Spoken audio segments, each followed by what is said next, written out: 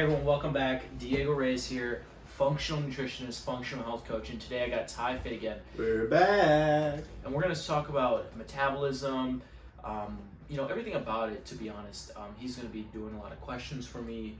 He's written out some, and then we're just going to have kind of a conversation more so. I'll give out actionable advice, things that you can do to help your metabolic function and everything like that. So to begin with, Tyler, I guess kind of just start with the questions that you have. Sure. Yeah, growing up, we'll start with kind of personal and then we'll kind of get into what metabolism is. Growing up, super fast metabolism, like most kids. Eat whatever I wanted to eat. A lot of people in my family have a higher metabolism, it seems, as well. Couple outliers here and there.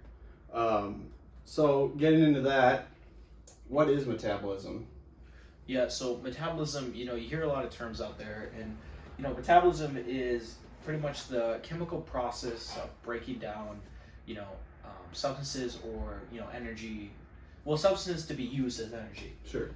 When we think about metabolism, we think about weight loss, but metabolism is a whole complex structure, and I'm not going to get into too much of the science or the scientific literature, but essentially, metabolism is the process of breaking down and being used as energy. So it's like it's a thing of breaking down and then being used for, like I said, energy. So when we think about it as like food is energy. And then that food gets converted into our body through different biological processes, turning into ATP in the mitochondria for it to be used. But yeah, so metabolism is pretty much the process of a chemical. So to the common people, someone who's not an expert like yourself, what would be some facts or myths? Does fasting help with metabolism? Yeah, so there's a lot of things out there that tell you what helps your metabolism, what speeds it up, and things like that. But majority of the time, those are all just gimmicks. Those are just all propaganda. Yeah, essentially, marketing tactics and things like that for you to get the product or even service. And so there's not many things that actually boost metabolism, but actually the basic things. Sure. Sleep boosts metabolism. Adequate hydration boosts metabolism. Consistent resistance training, consistent physical activity actually boosts metabolism. But things like fasting do not help metabolism. Okay. Some people would say it does. Yes. So people educated. Yeah. The reason why most maybe say that fasting or different modalities like these improve metabolism is because they lose weight. Because remember, they associate metabolism with weight loss. It's that quick fix. Yeah, but the reason is because they're actually eating the caloric deficit. Sure. What we'll talk about later is something called metabolic adaptation, which we'll get into later. But the reason why they think that this boosts their metabolism is because they lose weight, but just essentially weight loss doesn't equate to metabolism. So I spoke about in the last episode we had. All these fad diets, all these things actually do not improve metabolism, they actually hurt it. Because what happens is that, fasting is a form of stress. And stress brings the hormone cortisol. Sure. And when there's so much cortisol, then it can slow down other biological processes in the body. Like cortisol, like thyroid, insulin, and even hormone serum levels. So like testosterone. What role does cortisol play? So cortisol plays a huge role in metabolism. So having a good cortisol response, meaning it's in a healthy rhythm of it being high and low at specific periods, it actually helps boost metabolism at times. Okay. But what happens is that when we are in prolonged stress, cortisol obviously hinders our metabolism. Okay. Because we are stuck in something called fight or flight. Fight or flight. And so, let's start off with cortisol, stress. So we think about stress as a noun, meaning stress is just one thing. But stress is many things. Stress can come in a form of undereating, overtraining, the body has stress. Yeah, there's so many different forms of stress. Toxic stress, chemical stress, and things like that. Infections, those are stressors. Gut problems, like dysbiosis, those are stressors. So we have all these stressors, and then it overflows the bucket. Okay. So then what happens is when we have an overflowing bucket, our stress response obviously becomes, prolonged, chronic, and those lead to other issues. But yeah, that's kind of on the topic of like the gimmicks and flaws of, you know, the fad diets and them being used for, you know, Sure. metabolism. And I know, you know, a lot of people as they get older, they're saying, I don't have the metabolism like I used to back in the day. They start getting that beer gut. Mm-hmm. You know, they're eating the same foods they ate when they were kids. You know, eating those Funyuns, eating those Skittles, all those high-calorie foods that don't have a whole lot of nutritional values. Yeah. So as far as metabolism goes and cortisol as well, does that decrease with age? Yeah, so truthfully, it's actually science that your metabolism actually doesn't slow down until you're like 65. Okay. That's actually literature facts. That actually came out not too long ago. But the thing is that those are just excuses that individuals are giving themselves. Exactly. Yep. So, out. So the metabolism is not broken. Mm-hmm. It just needs a reboot. Correct. Okay. But it's all those bad habits that are but, adding up. You know, in this, you know, well now, look, it comes into the topic of metabolic adaptation. Mm-hmm. So most people, maybe you're watching this right now and you just can't lose weight, you know, and you know you get those, you know, you get women, even men, they're just like, nothing's working. It don't work like it used to. And they're blaming it on their metabolism, and they're partially correct, but it's because they've adapted to that. Sure. We talked about environmental adaptation. I mean, you adapted. There's been a process that got you to that point. You didn't just wake up overweight or with a slow metabolism. Correct. But yeah. It's a long process. So metabolic adaptation is essentially the slowdown of metabolism. See, like I said, we need a reboot. So metabolic adaptation is the slow down of metabolic function. So when you continue to undereat, have poor lifestyle habits like drinking on the weekends, overeating on the weekends, and then starving yourself during the week because you feel bad or you're trying to get in your diet. And they use the weekend as a reward. Or you're doing chronic cardio every morning. You're not actually lifting weights and things like this. All that does is actually slow down your metabolism in a way that it manipulates your hormones. Sure. So you have like you have your endocrine system, which is, you know, made up of different things, but primarily, you know, your thyroid, cortisol, ghrelin and leptin, and then it also regulates testosterone as well, male and female. So these hormones have strong influences on your metabolism. So people that are very calories in, calories out, they neglect this. They don't think about how hormones play a role in metabolism. Sure. They're just kind of like... They're just looking at the numbers. If you just eat less calories. If I eat less, your body's going to adjust. Yes, but so calories in, calories out is the king of fat loss still. But when you put yourself in a hole, your metabolism in a hole like that, and your hormones are in unbalance, they're just all over the place, then weight loss pretty much will not occur. Sure. And I've seen a lot of people too, you know, they try to go into that calorie deficit. They lose the weight, and then as soon as they start kind of getting off the routine a little bit, weight comes back like magic, you know, and we see it quite a bit, you know, being in the fitness space, we see it a lot, you know. At the gym 6 months ago, this guy was looking lean, he was looking strong, he was looking good. See him 6 months later, he's back to his old self. It's like a jail cell for some people because they're not doing it right. So let's think about this. So most people are, you know, doing the extreme of the extreme to lose weight. They're continuing to, you know, severely starve themselves and overtrain to just get that body. But as soon as they don't do it, they gain all the weight back. Correct. It's because most of the time they're not trying to improve the fuel efficiency of the system, which is the metabolism. So every single fad diet, caloric restriction is all a hit on the metabolism, okay? But it's healthy if you're doing it right, you know, caloric restriction. But when you know, like I said, hormones play a role, muscle plays a role, but what happens is that when people they yo-yo diet. Okay, by yo-yo dieting, they're cutting their calories really low and then they're shooting them back up. But the metabolism doesn't respond fast enough for it to pretty much you know, regulate itself. So then what happens is you just gain a bunch of weight right away. And so what happens then also is that your hormones stay unaligned. So what happens just all these things start happening. Stars have to align. It's a domino effect. 'Cause, well, think about like your body's an interconnected system. It's a dynamic system, meaning all of its pieces, parts, organs, hormones, all are interconnected and play a role. I think of it like a car. You know, your outside of your car's all beat up. You got scratches, you got dents, your bumpers hanging low. Get all that fixed up, but you didn't change your oil. Mm-hmm. Same with the body. Your body has all these fluids, all these hormones that you're not taking care of. It's not going to run efficiently. Exactly. And what's unfortunate is that many people go the extreme, do the most extreme things, and what happens then is that they get these health issues. Mm-hmm. You know, and this is when I come in. Sure. And they don't even realize that. So what they're doing is that they'll do these extreme diets, but the fitness industry isn't always healthy. Mm-hmm. There's many fitness-borne diseases, PCOS, IBS, autoimmune, and all types of eating disorders can occur from the fitness lifestyle, because the eat less, move more mantra has ingrained in you that that's how you get the body that you want. They're not educated on the fact that hormones play a role.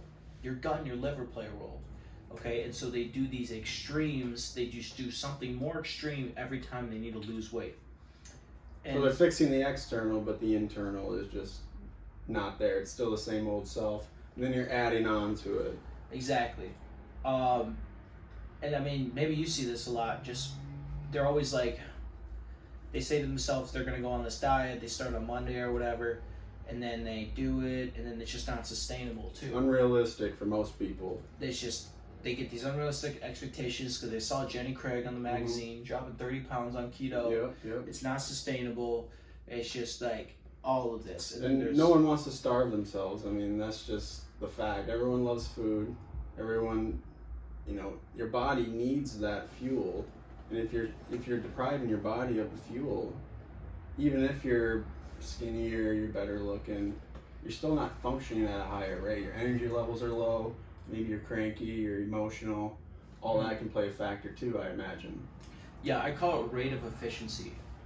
So when I have someone come in, we do something called a refeed, which we can talk about. Refeed is essentially meaning we try to prime your metabolism back in, because most people are coming in overstressed and underfed. Sure. So we have to do a strategic process that I refeed them. And when I do a refeed, it works on bringing their metabolism back, bringing their hormones back, bringing their gut function to optimal function, things like that. And so that has to happen for them to be able to go on that deficit again and get a positive response. Because right now they're getting something called a maladaptive response, meaning they're not adapting anymore. Kind of like metabolic. It's like, it's all this word adaptation. It's all adaptation. It's called, let's say off the top of my head, I'd say it's malleable. Sure. Malleable means adapt. Okay. So your brain is malleable. You can learn new information. You can learn new things. Same with your metabolism. You can get a caloric amount that you can eat and lose weight, and then you can eat a caloric amount and gain weight. Sure. And your body adjusts, and sometimes it adjusts back to your normal state. You know, like we talked about on the last pod, you're almost in cruise control, and your body feels that. So you almost have to shock the system. Exactly. And then kind of pigging back on, say, fitness, just because we're in that space as well. What does strength resistance and, say, running factor in with your metabolism? Yes. So resistance training is actually like one of the best things that you could do for metabolism. Because building lean muscle mass, building lean muscle tissue drastically improves your basal metabolic rate, which is your resting metabolism.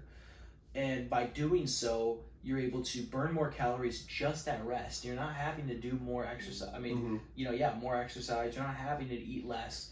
You're actually burning more calories at rest. But, when you do chronic amounts of cardio, like long endurance training, HIIT training even, you're not really even in HIIT training, like CrossFit, F45, Orange Theory, you're not actually building lean muscle tissue, because you're not really focusing on eccentric movements. You're not really focused on, progressive overload. You're just kind of trying to get a specific amount of time. So when you do those, all that does is what we talked about earlier.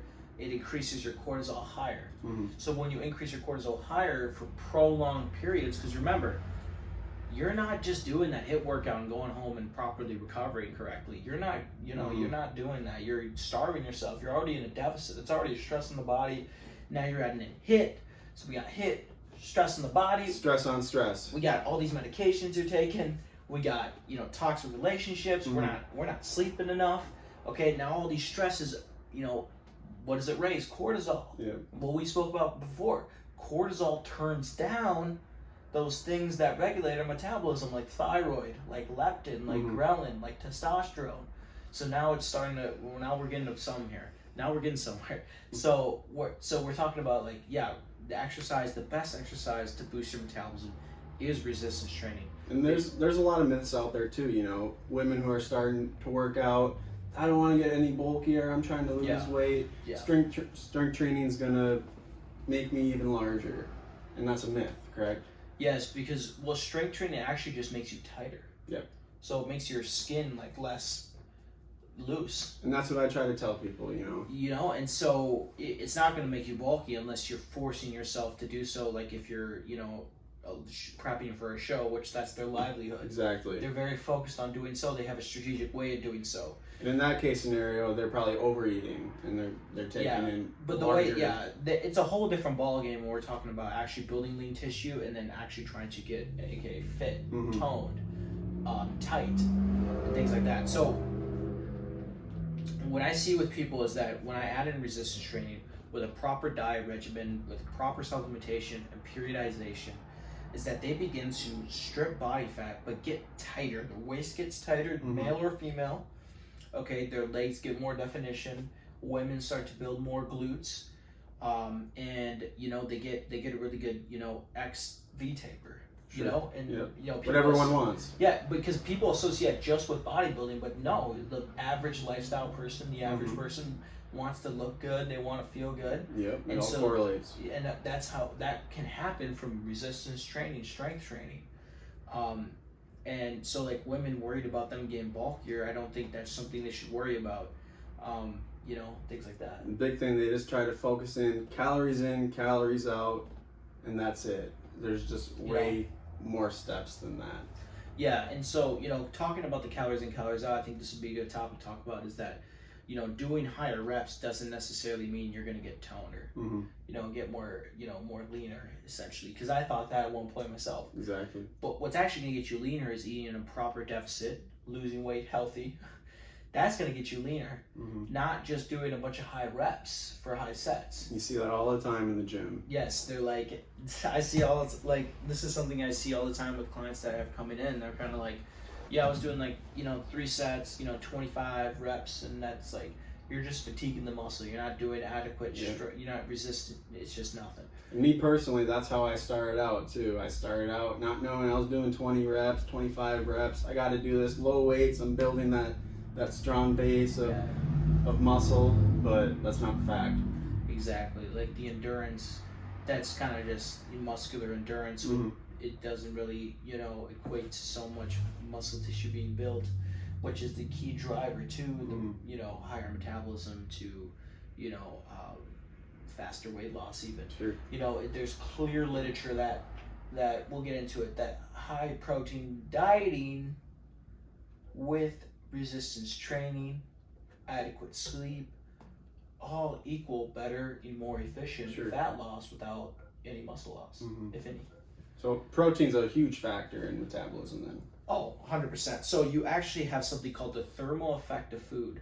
So the thermal effect of food is how many calories you burn digesting, which I've spoken about. And protein has the highest. It has 30%. So there's clear evidence, and I went into it around, a few years ago when I was looking into metabolism, and I looked at, there was individuals that ate high protein diets. Then there was individuals that ate low protein diets, but they were eating the same amount of calories. Sure. So there was group A that was eating 2,000 calories, but with 200 grams of protein, and there was group B that was eating 2,000 calories, but with 20 grams of protein. Sure. And the group that had 2,000 calories, mind you, these are both calorie deficits for the individuals. The group that had the 200 grams of protein lost more weight. Sure. Okay. You almost have to think of the protein as like gasoline. Exactly. It's going to ignite that fire. Yeah. So not only is the protein going to, burn more calories digesting it, but it's also going to help keep on the lean muscle. Sure. Which also, like which I said, everyone wants. it's going to help with Yeah. metabolism, because you're going to have more lean muscle mass, more lean muscle tissue Which being leads burnt to- while at rest. Yep, exactly. Exactly. And also another thing is that protein is very satiating. When you eat protein, you're more full. Sure. Okay, and then obviously it has all the amino acids for the other biological processes within the body. But yeah, protein is one of the kings for metabolism. What would you recommend, say, for your average female that's 130 pounds? How much protein should she be taking in on a daily basis? Yeah, so I honestly say 1 gram per pound of Sure, and that's body weight. the common theme. Yeah, Yeah. body weight. So some will say lean muscle mass, Sure. but I think, me personally in my coaching, I do like 1 gram per pound of body weight is the most ideal, because it just is the most evidence for it, and I just believe that it's just the king of king. Mm-hmm. So kind of piggybacking a little bit, obviously you want your clients to do strength training, you want them to maybe do some cardio. Where does rest and recovery come in? Yeah, so proper rest and recovery is more vital than ever, especially in the diet culture fitness space nowadays, because it is the main driver. Not adequately having rest and recovery is the main driver to all issues. Weight loss plateaus, thyroid issues, gut issues, hormone imbalances. So all these people got all these issues, but it's because they don't know how to properly rest and recover. Sure, and they think if they do more and more and more, then it's just going to be effective, but that's not the case. Yeah, so most people are training like they're athletes. So you don't have to be, a professional player to be considered an athlete. You just need to be rigorously training on a consistent basis, and that's essentially you could be put into an athlete group.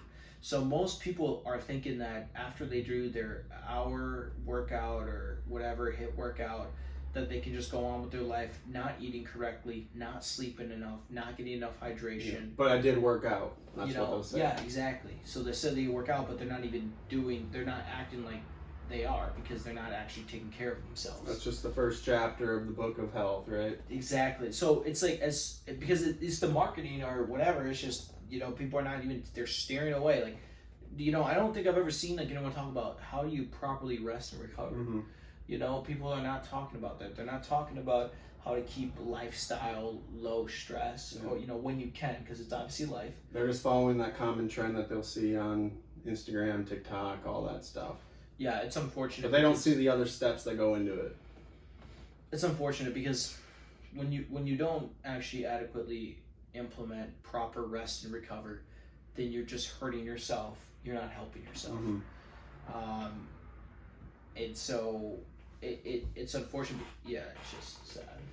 And as far as with metabolism, are there certain foods that can trigger it? I know obviously protein's big, but I know I've heard green tea, peppers, and such that can kind of increase your metabolism.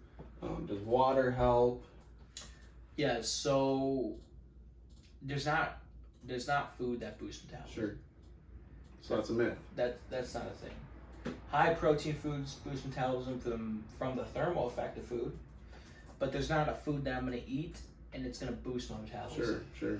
I always saw eggs. I'm a big eggs guy. Yeah, so they're filled with a lot of macro and micronutrients, but they're not going to actually adequately, boost metabolism.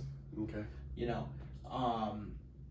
There's foods that are high in protein that help with the thermal effect of food, like I just said, but there's not going to be any foods that you would directly eat and boost metabolism. Now, if there was, let me know. Start Googling. Yeah. So kind of pigging back, I know you have quite a few clients. I'm sure you see people with slower metabolic rates. What would you give advice to them on how they can effectively increase their metabolism? Yeah, so... Or do you have any examples of clients? Yeah, so a typical case is that most clients are not only struggling with weight loss plateaus, weight loss resistance, slow metabolisms, but they're dealing with a lot of other functional issues.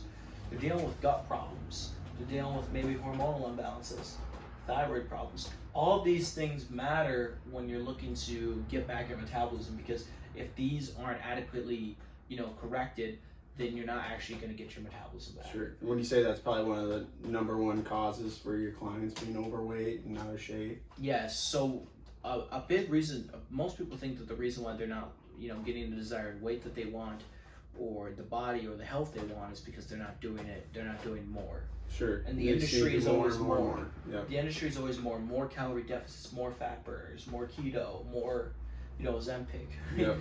So, and in fact, they have to just work smarter, not harder. Exactly. So the way that I do with my clients is I do something called a strategic refeed. Like I just talked about a refeed, but it's almost like a reverse diet. So we have to refeed the metabolism up. Slowly, get it back to the base. Is that what you're trying to do with them? Yeah, but we're trying to go above. So what I do is I do a refeed, but I do it in a strategic way that they eat more calories than ever. Mm-hmm. But the way that I do it, I help flush out the gut, flush out the liver, because both your gut and your liver have a strong influence on metabolism. It's putting the body at shock, basically. Exactly.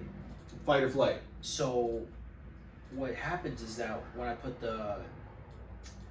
do the strategic refeed and I help the gut and the liver, it helps them lose weight at higher calorie amounts than they've ever ate before. It happens every time. They burn more calories than ever before, while eating more calories than ever before. Sure. Okay. All right. With that, metabolism can be a tricky subject. Everyone kind of knows. As far as metabolism for you, growing up, how was your metabolism? Do you think it was fast, slow? Did you have any struggles with it? I was typically a bigger kid, but with whole metabolism, I could say that I'm not really too sure about. What I would say is that I was very active. Sure.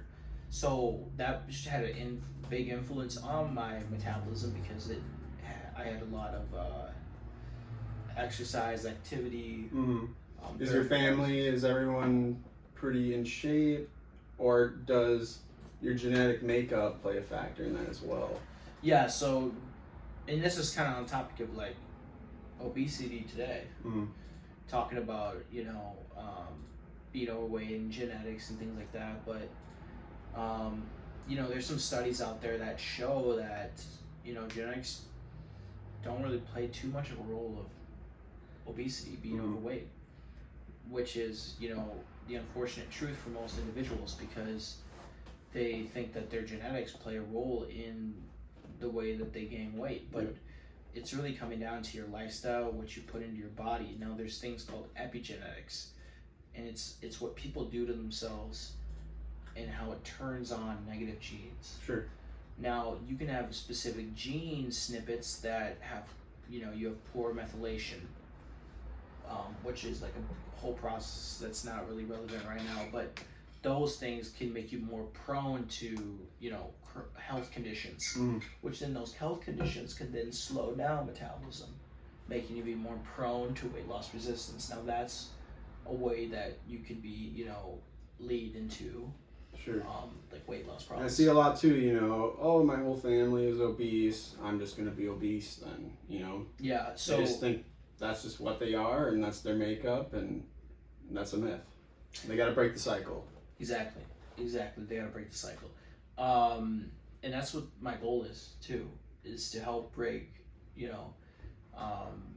pretty much generational, pretty much health. That's break it down and then complete it. Exactly. Complete vitality. Just do all the complete vitality here. So yeah, that's kind of goal. Like most people don't even realize that. Like if you can get someone like even me or someone else to help you with your health, and you can pass it on to your family, your kids, and you can pass it, their kids will tell their kids, and you have grandkids. Like it's crazy what that can do. And don't be afraid to get help. And no one's a rocket scientist. No one's a doctor. Sometimes you just don't have the information that you need. Yeah, or the support you need. Yes. Because it's lonely. And it's hard. Yeah. It's not easy. You're making a whole lifestyle change. You're making everything's a change. Yeah. And it all starts with yourself, and yourself starts with your health. Yeah.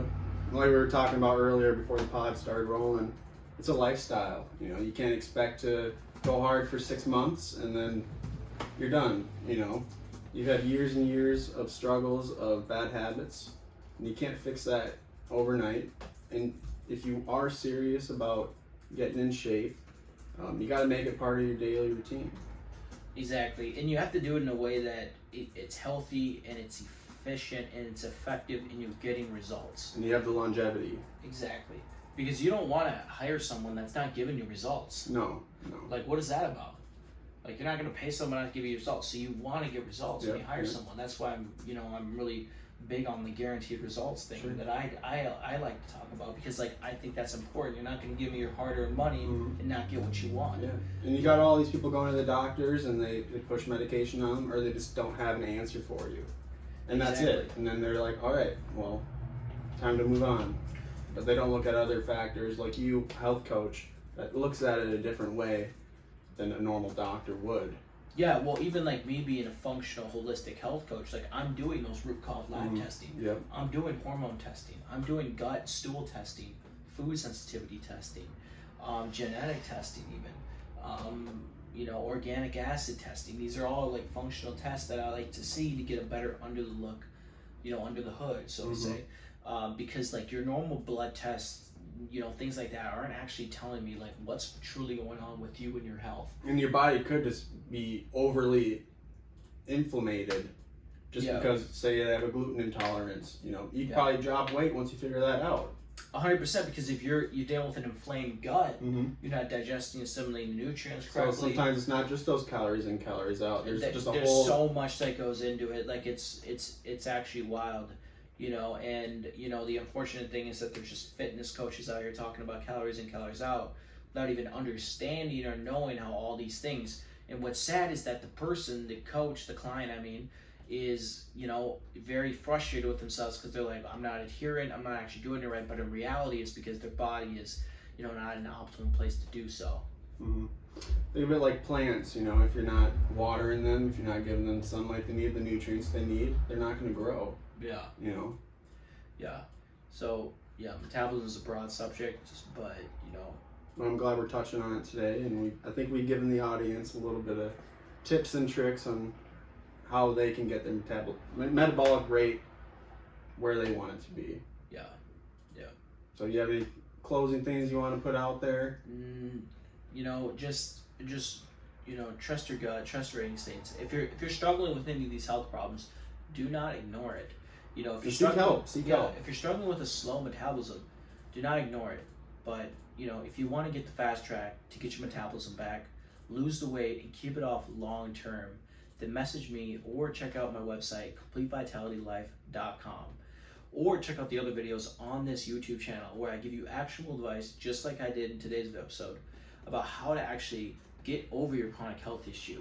You can also check out my other resources where I talk about specific lab testing that you can get done, and then you can join the daily newsletter where I give out actionable tips and different types of promo codes for you to be using for your health and longevity. So, hope you enjoyed the video and subscribe for more.